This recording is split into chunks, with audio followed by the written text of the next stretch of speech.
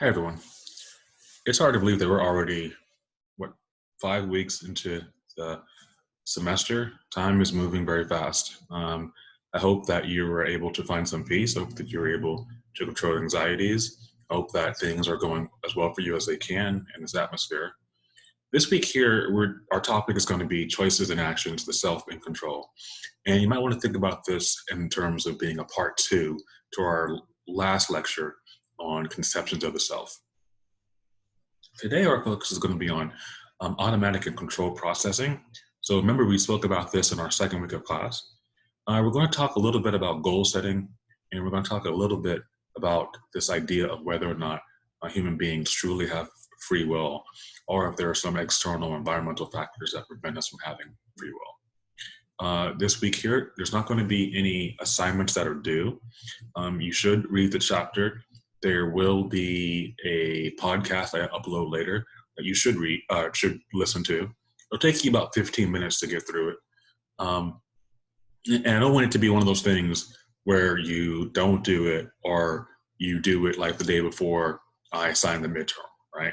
So I don't want that to happen. And the reason I don't want that to happen is just because these are things that help to supplement the readings and they help to supplement the lecture. And I think that they'll be good for you overall in thinking about social psychology as a science and trying to understand the people you see in the real world and the things that you do yourself and trying to figure out why you have issues in some areas with impulsivity and risk behaviors, and in other areas you're actually risk aversive and you have very fine control over yourself. These things are important in order for us to really understand a human being in context. So I do want you to spend some time going over those things this week. And by not giving you some external writing assignment, that should hopefully give you enough time to do that as such. As always, if you have any questions, comments, or concerns, please email me. We are more than happy to try to do what we can to adjust to help make things a little bit easier for you. Let's get started. So today's learning objectives will be to distinguish 4 patterns that influence the choices that individuals make. So there's some kind of influence that's going on that determines the choices we make and how we make those choices. To analyze how belief in free will affects behavior, right? If you believe you have the freedom to do anything, you will act differently if you believe that there are other forces that are controlling you, preventing you from acting. And then, of course, summarizing how the hierarchy of goals affects planning and reaching goals, right? How you order and structure your goal setting determines your success in actually meeting your goals, as does how realistic you think your goals actually are versus your level of optimism and the real world determinants of whether or not you can actually meet those goals. Hopefully we'll explain the tote loop, so test, operate, test, exit, and then identify the 2 main pathways to self-destructive behavior. We got a lot of things to cover today. So here's a brief introduction. We think about goal setting and behaviors, right? So Kim Hyun-hee was a North Korean agent who essentially blew up Korean Airlines Flight 858, right? This happened some time ago. I feel like it was in the 1990s. There are behaviors that were guided by values and culture, right? So something about the culture stated that this was necessary in order to prove some type of cultural or political point, right?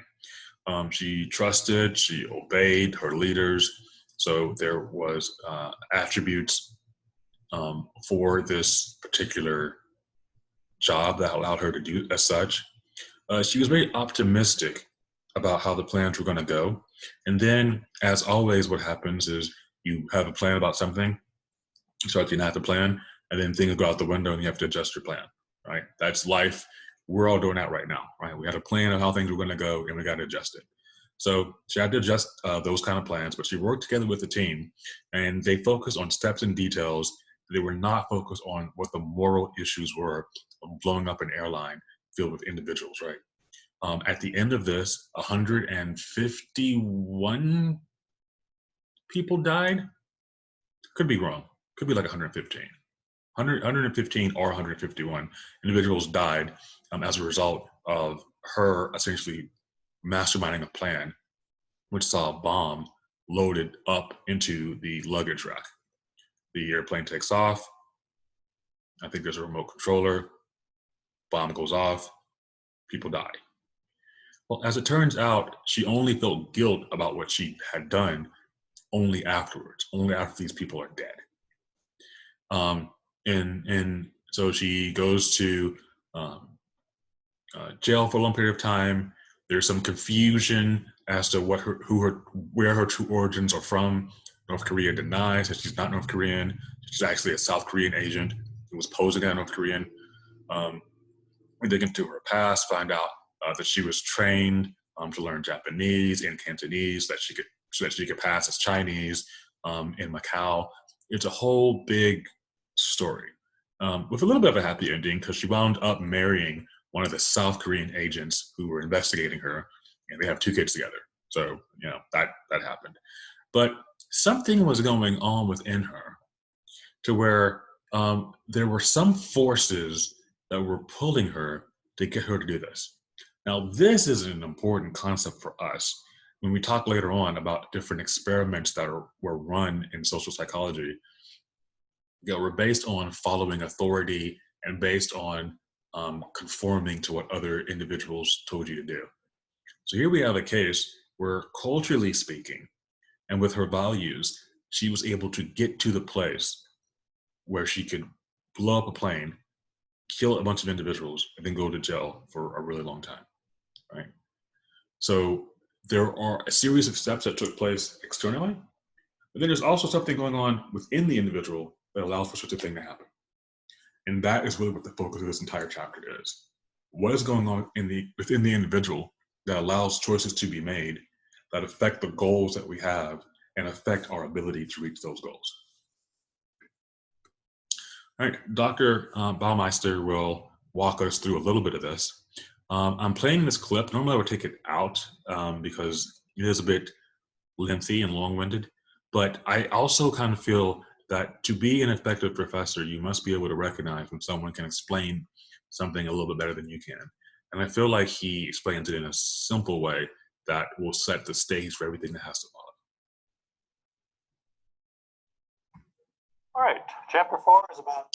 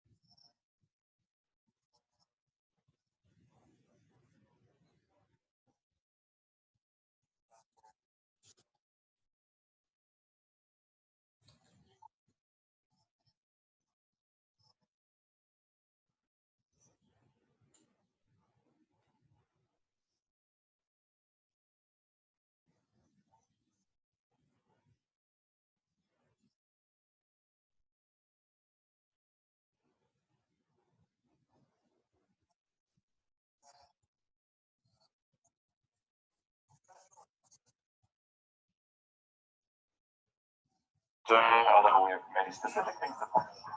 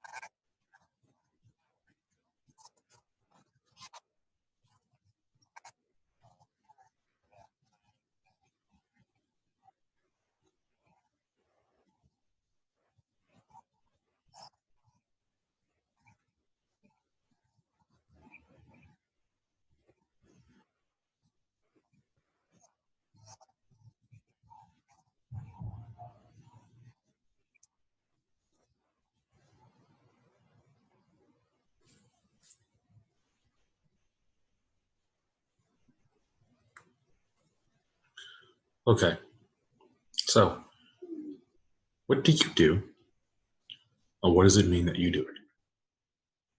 So, culture, and you heard Dr. Baumeister mention culture a lot, is this network of meaning, right?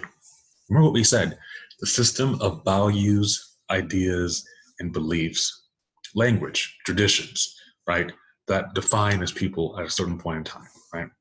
Human beings who live in culture act based on these meanings. They act based on the relevance of these traditions and these values and these ideas and these belief systems. What you do depends partly on what it means for you to do it, right? So how you court a member a member of your species who you're interested in romantically, right? There are values and traditions and ideas on the appropriate way to do that and how to make it uh, and how to do it in a feasible way for the society as a whole. Okay. So culture then gives meaning to the actions that you have, and culture gives meanings to the reasons for why you're doing those actions. And then thinking enables people to make use of meaning. So if you can think and reason, then you can understand the meanings behind the actions you're taking. Better choices means that you have better behavior. When you make good choices, it guides you into having better behavior. It guides you into having better actions.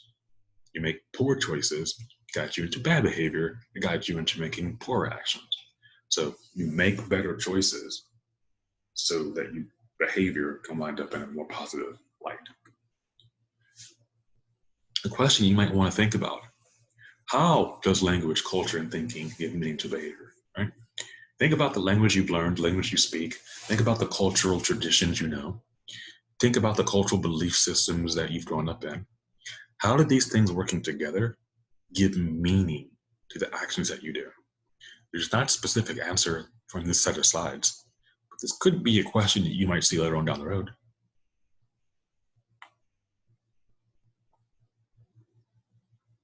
So there are two steps to making choices. First, you have to whittle the range of choices down to a few, right? A concept that I don't know if we'll get a chance to talk about this, but this is something that comes up a lot in behavioral economics, is the problem of choice. And the problem of choice means you have too many options and your brain just kind of goes to mush. You ever go to like Baskin Robbins 32 flavors? It takes people a really long time to pick which one or two of the 32 flavors that they want to eat. Imagine then if they go into a place and only have 5 options. Okay? So choice matters because your brain has to spend a significant amount of effort and energy to whittle down the range of choices to only a few. You can't make a good choice if you've got a million choices. You've got to whittle them down to a number that's manageable enough for you to process. And then after you whittle that number down, you have to compare the highlighted options. In other words, of your 32 Baskin Robbins flavors, you whittle it down to 5 that you're interested in. Well, now you have to carefully compare those 5. What about those 5 are really key and amazing in order for you to pick the one that you want or the 2 that you want? So your brain is extending effort and you're trying to do your best to reduce that effort in order to make a good choice. There are influences on choice. First, risk aversion, right? So for example, how does this affect gambling? Well, if you are a gambler, if you go to Las Vegas and you are risk aversive, you might not make a lot of high bets. You might make low bets, or you might make no bets. You might just go there to watch. Versus someone who's less risk aversive, who's betting all kinds of money on all kinds of game and probably losing a lot, but maybe also gaining a lot too, right? Risk aversion might affect the amount of money that you invest in the stock market and what types of stocks you invest in. If you have an aggressive plan where you can make a lot of money, you could also lose a lot of money.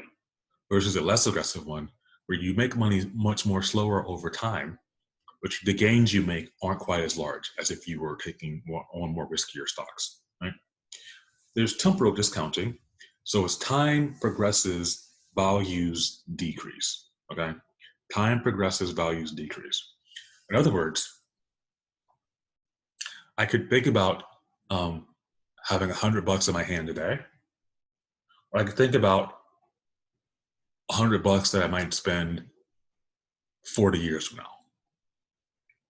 And if I think about that, I might think about retirement, putting money away. Well, I might be saving a certain amount of money out of every month for retirement, but every time you see that, you get upset because you need your money today.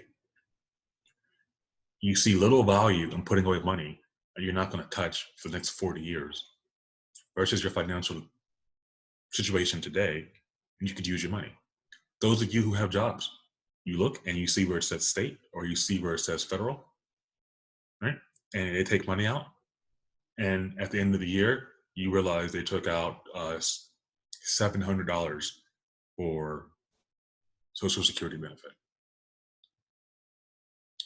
$700 is valuable. You're going to get that $700, but you're not going to get it for another 40, 50 years. But you need that $700 today.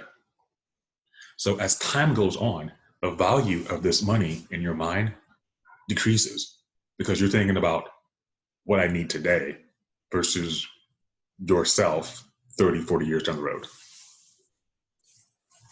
And then certainty effect, which is we overweigh or overvalue outcomes that are certain over outcomes that are probable. We like certainty. And we're not that big of fans to risk. So we put an overemphasis on things we know for a fact are going to happen versus those things which only might happen and might take place.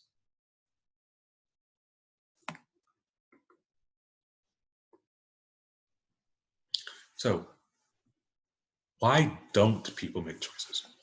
First, there's decision avoidance. You ever been with someone and they're like, I don't want to make a decision, you make a decision. I just don't want to make a decision. You make it, right? And sometimes you get frustrated because you're like, no, I need you to make a decision.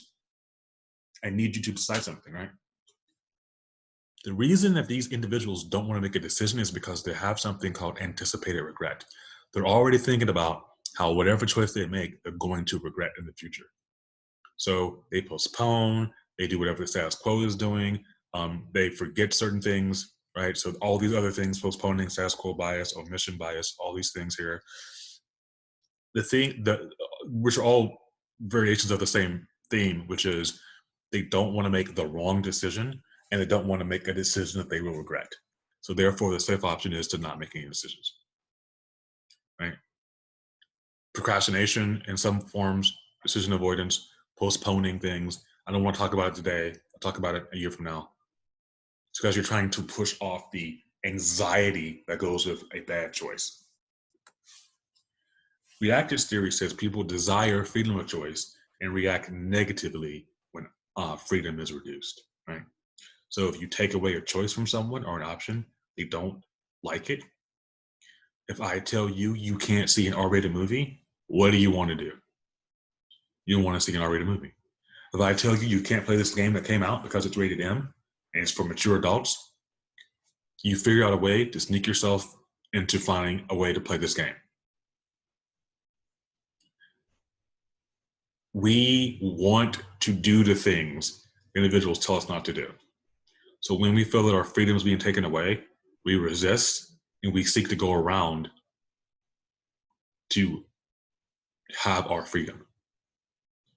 The best way to get somebody to do something is to tell them that they can't do it and they're not allowed to do it. Immediately they think about what they need to do it. This illustrates this, right? Absolutely no machete juggling in this area, right? And then this individual says, suddenly I have an urge to juggle machetes, right? Reason being, we don't like laws that tell us what to do, okay? We don't like things that tell us what we can and can't do, who we can and can't be, right? The speed limit is 55. Everyone around us is doing 75, okay? Who are you to tell me how fast I can go in a car that I bought, right? I can drive. I know what I'm doing. Why can't I go 20 miles over, 30 miles over, right? We want to have the freedom to make our own decisions. Entity theory is a theory that says our good and bad internal traits are fixed. And so there's not a real reason to expect that people could change because in reality, we can't change. How might this relate to the concept of learned helplessness, right? You remember what learned helplessness is? Learned helplessness is when basically an individual gets so beat up in a situation, right? Or has so many negative things happen that they just kind of sit there and sulk. And they don't try to change the situation. So if you believe that bad things are just always going to happen to you, if you believe that nothing good's ever going to come your way, if you believe that you just can't thrive in that way, you might stop trying and just accept that life is terrible. This is a complete difference to incremental theory, which states that traits are not fixed and people can change and grow. People can make improvements. Now, if you have this mindset, the learned helplessness doesn't really happen to you because you just believe like you need to grow or evolve or figure out an answer to the situation you have, and that will help you be able to persevere and to do well in the situation. So incremental theory allows for us to grow and it allows for us to evolve from our current state.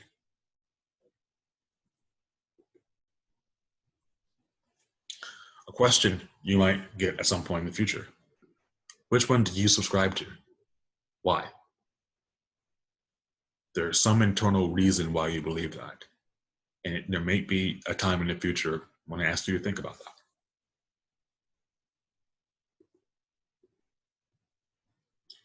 Okay. So, you know, freedom, right? Are we more or less free? And what we find in the natural world is that some choices are made freely, right?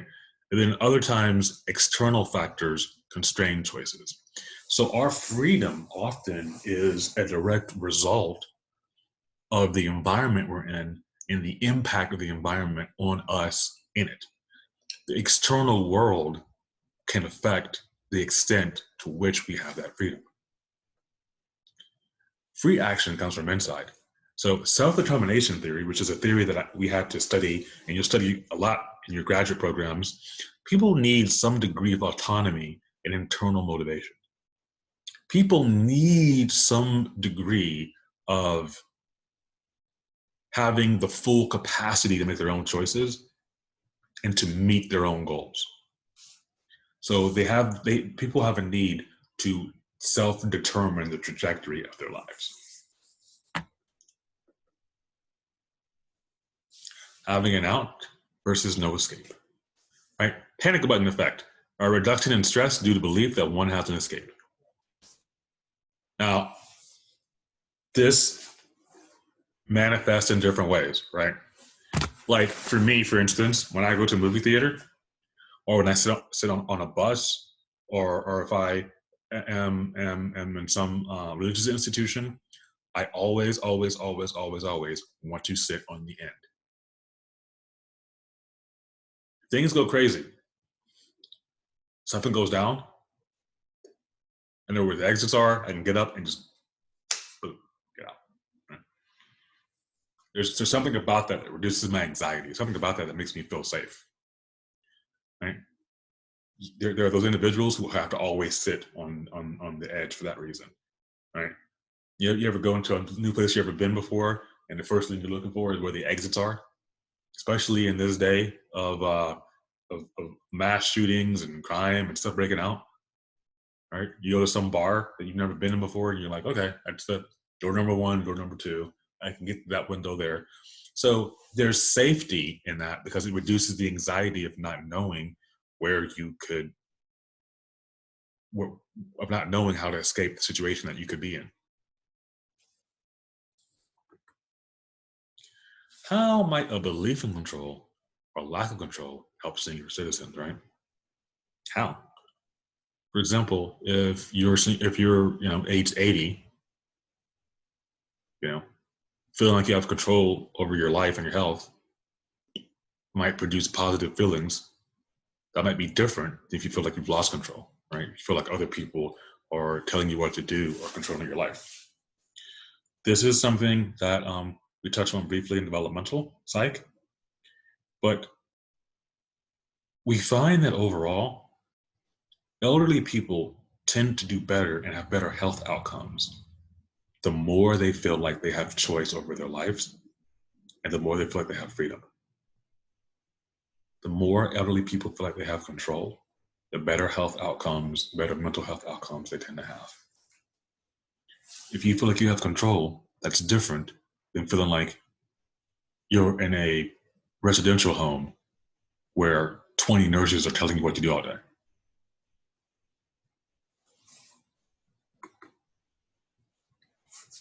So, do we have free will? Do external factors constrain decision making? When can we make choices freely? Not a specific answer for this question, but it is most likely a question that we will come across again.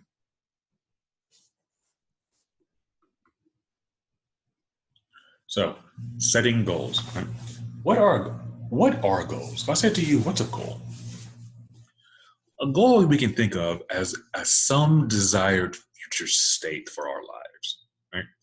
We have to set goals, and then afterwards we have to pursue goals. Right? At some point, I made the decision I want a PhD in psychology, right? And then at some point, I have to do the actions of actually going through and pursuing that PhD. You make the decision that you want to get a BA. For many of you, you want to get a BA in psychology. You made that decision some time ago. You set the goal. You chose among several possible courses, several possible goals, several possible schools, several possible places to be in. You evaluated their feasibility, their desirability. You evaluated their cost. You evaluated the environment. You made several choices to be in this class today. You made several choices to be in this major. You made several choices to be at the school. After you made the choices, you then did several actions which allowed you to pursue the steps to allow you to meet your goals. You planned, you carried out certain behaviors. As you reached goals, you created new goals that led you to be in this place. So as you continue to set goals, you continue to pursue, you continue to plan. This leads you to your current state. And then along the path, you readjust, right? And then continue to alter your plans and set new goals. How are goals influenced by inner processes and cultural factors? How, in your own journey to wherever you are today, how did culture play a part in helping you figure out who you were, who you wanted to be, and where you want to wind up? How? So, table 4.1 in your book goes over mindsets and goals. I do want you to look this over. You do not have to memorize it, but I do want you to look it over and be familiarized with it, right? So, functioning, attitudes, mental focus, core questions, style of thought. Why should I do it? How should I do it? So, the purpose of this table is simply to understand goal setting, take a break, and then leading to goal pursuit.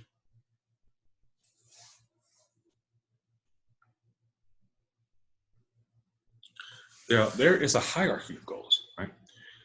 Most people have an intersect length of goals. Saying I want to get a BA in psychology is a very broad thing, right?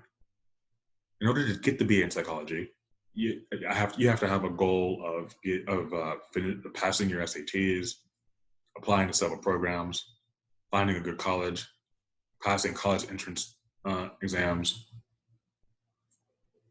passing certain courses along the way of getting your BA, doing certain activities along the way of doing your BA, realizing at some point you might want to get a master's degree. So adding research to your BA degree and then making goals about the research you want to do. So there's an interlinked sync of goals. A goal very rarely exists by itself in a vacuum, right? If I have a goal, which I do, to learn Mandarin, there's other goals that I have to have along the way to help me do so, right? I have to have a goal of finishing 2 Mandarin lessons a week. I have to have a goal of getting a tutor. I have to have a goal of traveling to China at some point, right? You have to have a series of interconnected goals to meet whatever your large goal is. So think about it in terms of, remember how we said, when you think about experiments, what's your big question, right? So here we would say, what's your big goal? What's your big goal that you want to accomplish? And then what are the smaller sections of goals that you have afterwards? Duplex mind is relevant to goal hierarchy. So remember what the duplex mind is a fancy way of saying controlled and automatic processes. Spoke about that in week 2. If you don't remember what those are, go back to the week 2 slides on automatic processing, right? Automatic processing is below level. It is below the level of consciousness. It happens automatically. Controlled processing, we exert some mental effort to make sure that our goals are met. So deliberate and automatic systems help us to pursue goals, right? We have some control over how we pursue goals. We have some control over what goals we pursue. So these systems work together to help us to meet our goals. Multiple goals and goal shielding, right? Different goals compete inside your mind. Goal shielding shuts off thoughts of other goals while pursuing a singular goal, right? I can't think about, some people could, but me personally, I can't think about another goal of mine, right?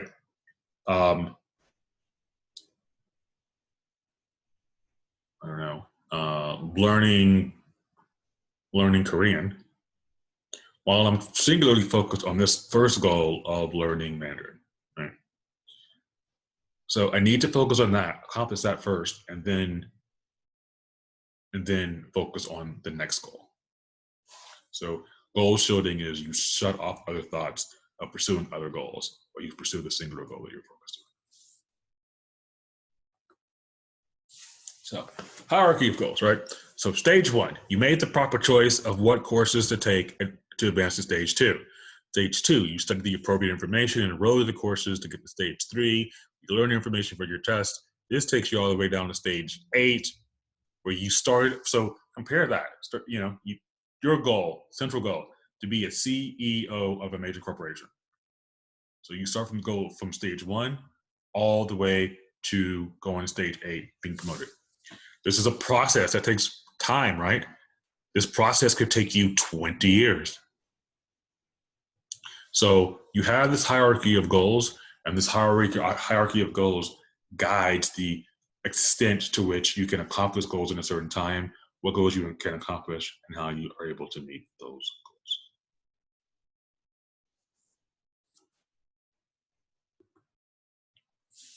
So, plans for the day, right? Sleep, calculate trigonomic equations, eat, sleep some more, learn some theorems, and do some long division, right? Felicia's planning her day and now. Okay.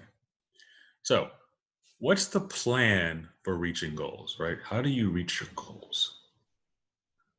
You have to focus the attention that you have on these goals, right? So you have to motivate yourself in some way as to accomplishing everything that you desire. And then planning fallacy, and this is something that I used to suffer with a lot, and to some extent still do, but I've gotten better with it with age. Planning fallacy is this tendency for planning to be overly optimistic. And by overly optimistic, you only think about the best case scenario. You don't think about what happens if unexpected problems take place.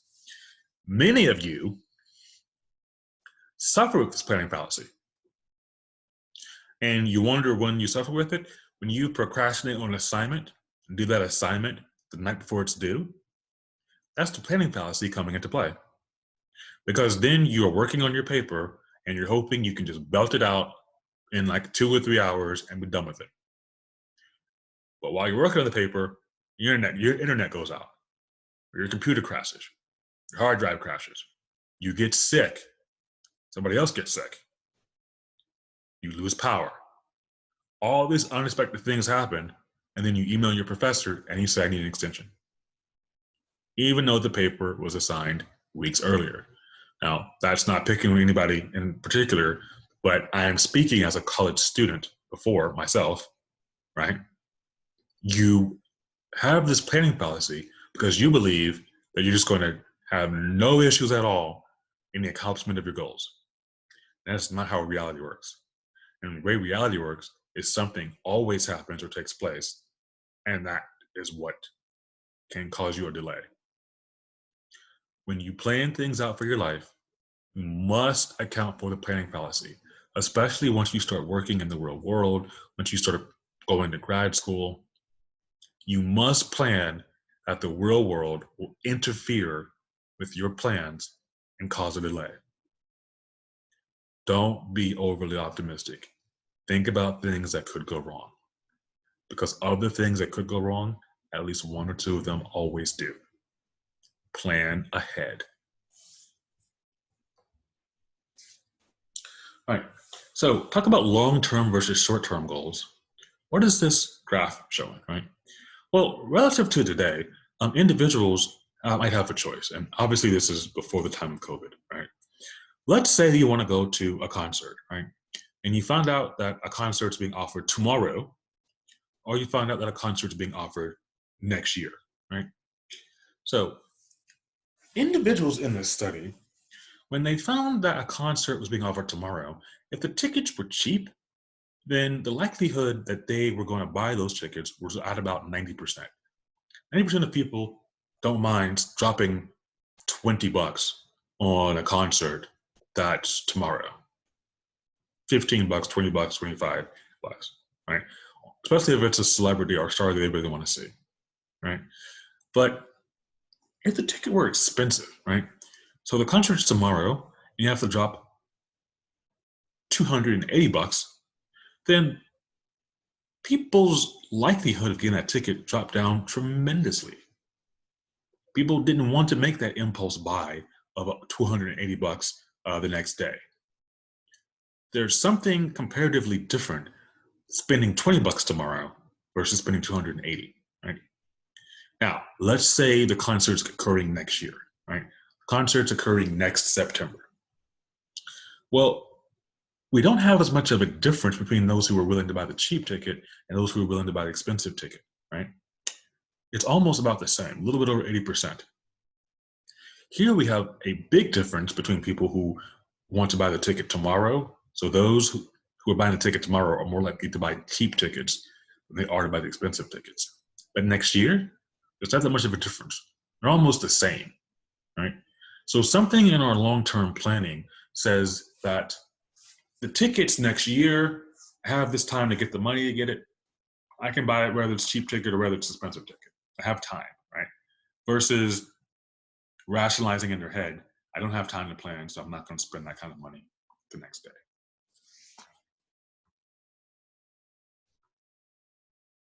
All right, let's keep moving. So, self-regulation. Dr. Bowmaster spoke about that a little bit earlier, right? What is self-regulation, right? That's this capacity to alter, the self's capacity, excuse me, to alter its own responses. Being aware of what the self wants, and then being able to, for the self to guide itself in getting that thing. So, ideas that guide self-regulation, right? Effective self-regulation components, monitoring. So when we talk about self-monitoring, we're talking about watching what you're doing to make sure you don't do something you don't want to do or shouldn't do. And willpower needed for change, right? If you want to change something you want to do, you need willpower. Let's say you want to quit drinking alcohol. It's a very difficult thing to do. It's very difficult thing to do.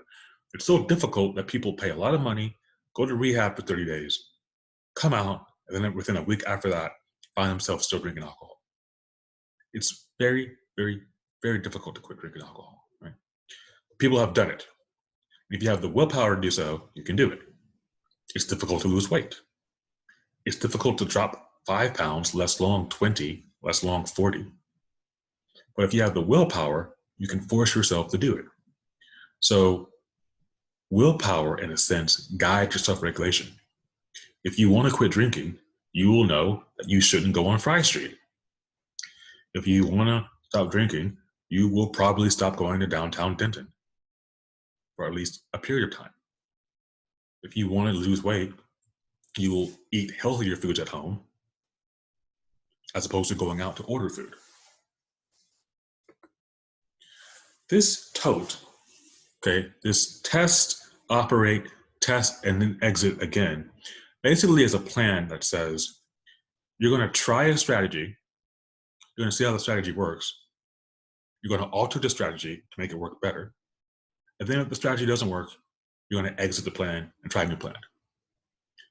So let's use our alcohol example again, right? I say that I want to quit drinking alcohol.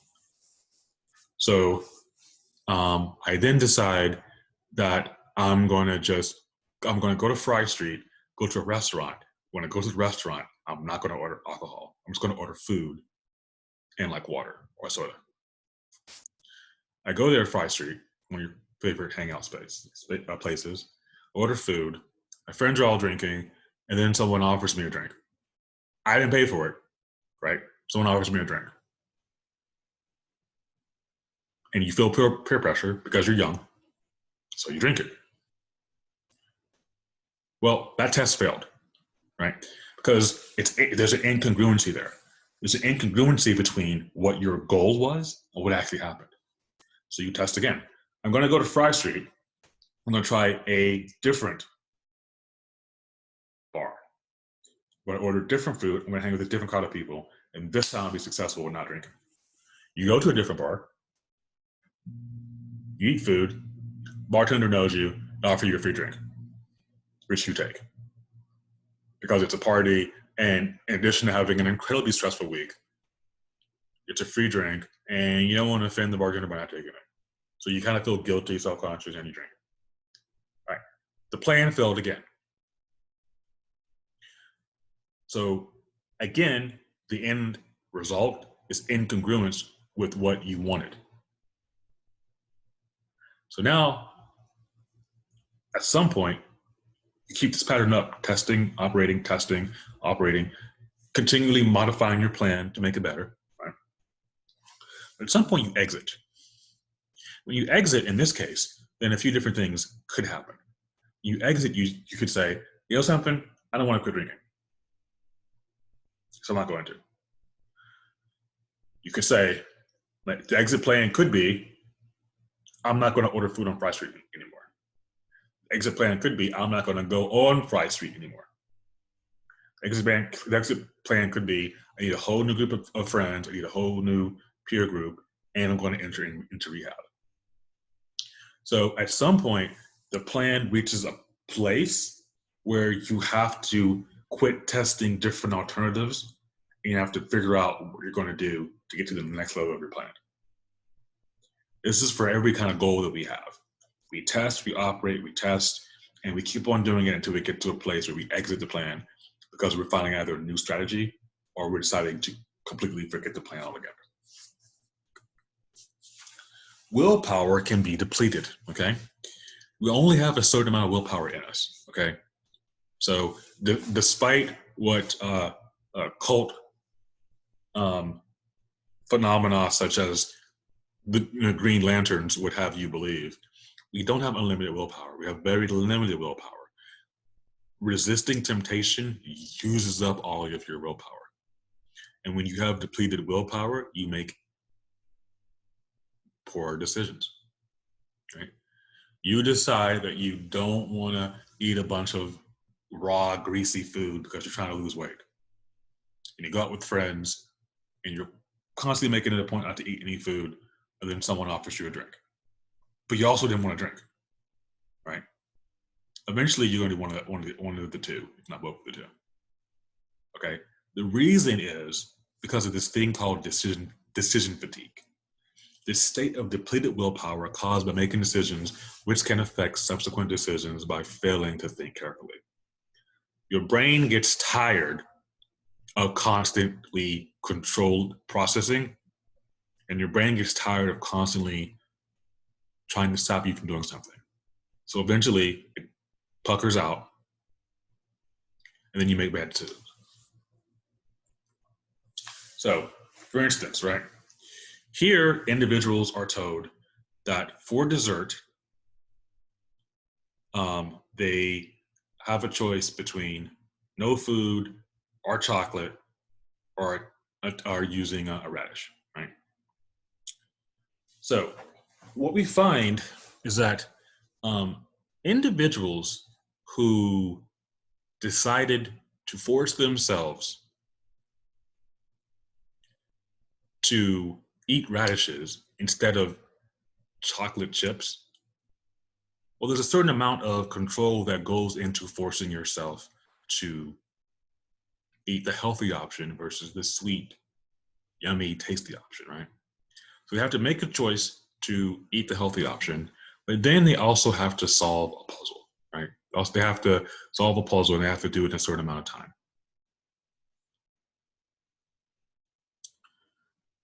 The individuals who wound up eating radishes as compared to chocolate chips wound up, what's the word? Quitting sooner than individuals who had chocolate chips. So you have this puzzle to solve. It's a hard puzzle to solve. But while you're having to solve this puzzle, you're also having to force yourself in the experiment to not eat chocolate chips. You're forcing yourself to eat the healthy option. The individuals who ate radishes, the healthy option, spent less time on the puzzle, and they made less attempts to solve the puzzle. In other words, they had willpower depletion, right? And because they were depleted due to their continued exerted control to eat the healthy option, that when it came down to solving this puzzle, they just quit and gave up because they were just too tired. All their willpower had been spent on not eating the unhealthy option. All their willpower had been spent on forcing themselves to eat radishes. So because of that, they just got done and were tired and said, "That's over it." The people who had no food given at all, or who ate the chocolate chips and just totally gave in and had no willpower, were able to spend longer solving the puzzle and were able to make more attempts at solving the puzzle because the willpower hadn't been depleted. Willpower is powerful. If your willpower is depleted, you will make poor decisions.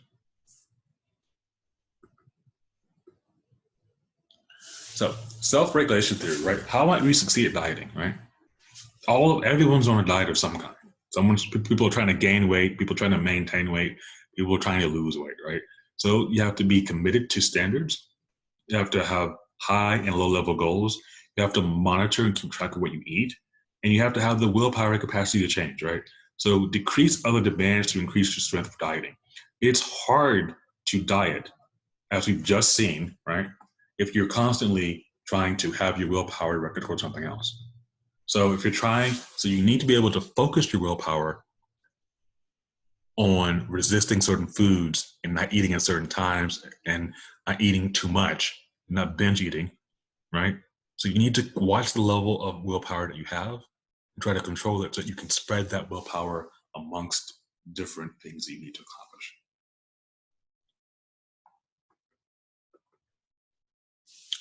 What is a habit? A habit is an acquired behavior that, if followed regularly, will become almost automatic.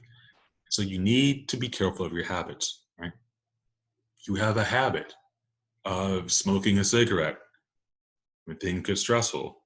You will almost always smoke cigarettes when things get stressful, and you'll get to the point where it's automatic. I know smokers, and this is again anecdotal, but I know smokers, and there's smokers who have been recorded as saying they don't even remember lighting a cigarette up because it's an automatic process now because it's become a habit.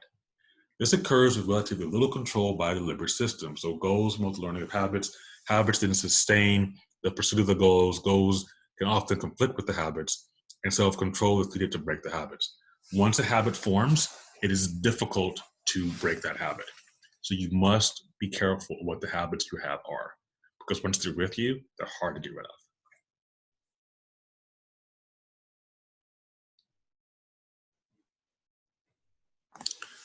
So, self-defeating acts are when you do things that cause you to be your own worst enemy, right?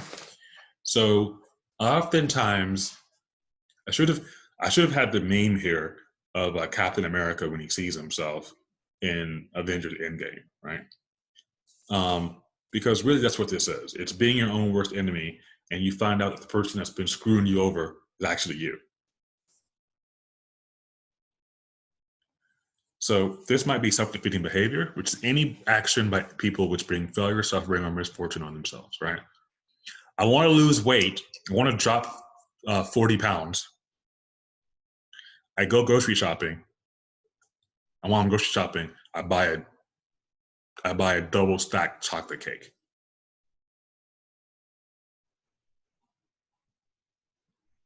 I want to be a vegetarian. I don't pay attention to labels. I buy a salad that has bacon bits in it. So I brought that failure and suffering and misfortune on myself, right? Driving home while under the influence of alcohol, and then you get a DUI because they don't play around in Texas, right?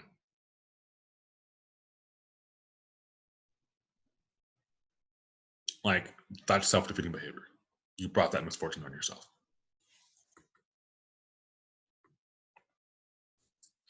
And then there's this delayed gratification, right? Which is an inability to delay gratification, which is a type of self-defeating behavior. What you want today in some way supersedes what you want in the future. So what happens when the future comes, you screwed yourself in a way. What happens is you overemphasize the importance of the day while completely forgetting about the importance of tomorrow. So you want to have a good time, you spend all the money in your savings. And then next year you lose your job. What happens in this case is you sacrifice your tomorrow because you're so in tune to today. You're so focused and overemphasizing what today is. This is a type of behavior that we see all the time, right? In the podcast that I'm going to have you listen to, talks about children's inability to delay gratification, right? Eat this marshmallow now, or wait 5 minutes and continue to be tempted by this marshmallow and then get two. And what we see is that many individuals, many other children, especially the younger they are, can't conceive that. So they eat the one marshmallow they have right now. Right? And it makes sense. The reward in front of you undermines your self-control. You have one marshmallow in front of you right now. You can have it right now. But if you have self-control, you can have the second one in 10 minutes. Well, 10 minutes is a really long time if you're a 5-year-old, right? And so what happens is they start licking the marshmallow and then trying to sneak little bites of it off, trying to have self-control, and then eventually just take the whole thing and eat it, and they're done. A lot of us do that now today with food, right? So if you can delay gratification as a child, have that skill, we find statistically we're more likely to be successful as an adult. Delaying gratification matters. It's a skill you need to have and will help you succeed.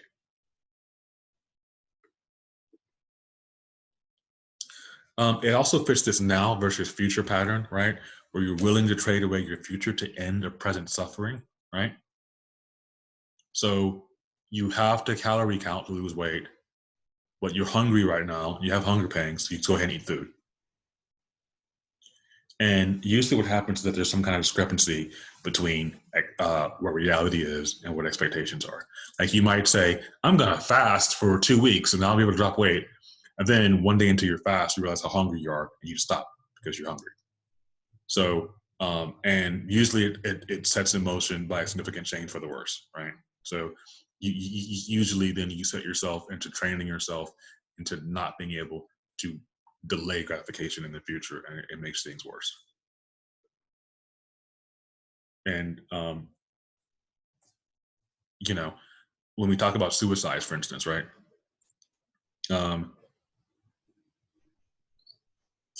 Suicides are different because there's no single theory that accounts for all suicides, right? And going back to what we said about the now versus future pattern, right? When suicides typically take place, typically people are suffering, and typically there's an expectation of what life ought to be versus what life actually is. And when we talk about set in motion by a significant change for the worse, right? You lose your job. Your significant other divorces you, leaves you. You get injured. You have an illness. Some significant change is going to make your life worse takes place. And then the reality of what your life is versus what you thought your life was going to be becomes too much to bear. So these individuals end things for themselves because they can't bear the weight of the discrepancy between the reality and the expectation. So, in sum, human behavior depends on meaning and is guided by many factors. Humans break complex tasks such as making a choice or pursuing a goal. Making a choice is a complex task. Pursuing a goal is a complex task. And self-regulation and self-destructive tendencies guide our behaviors. Oftentimes, the worst enemy we have is ourselves. That's a lot of information we shared today. So go through this a couple of times, read the book. As I was talking, a TED Talk came to my mind. I think it'd be useful for you. I'm going to see if I can find that online. If so, I'm going to add that to the module. Continue working hard. You guys are heroic to me. Everything you're doing, everything that you're trying to accomplish, you're absolutely heroes to me. And I want you to be heroes to yourself as well. So if there's any questions or anything that you have, please let me know. But until then, I will see you.